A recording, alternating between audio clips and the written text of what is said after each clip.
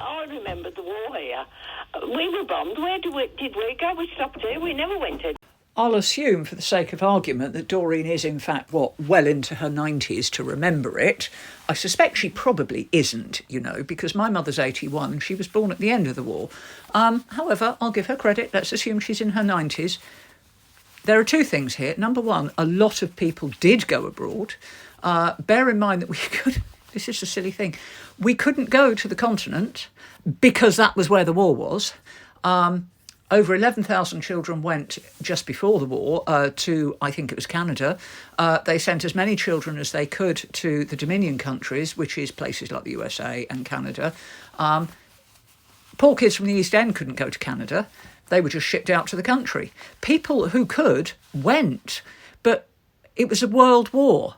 And there were submarines and destroyers in all the waters.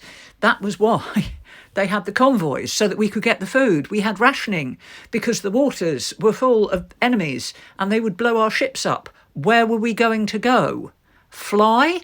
Get on a train across Europe? There was nowhere to go.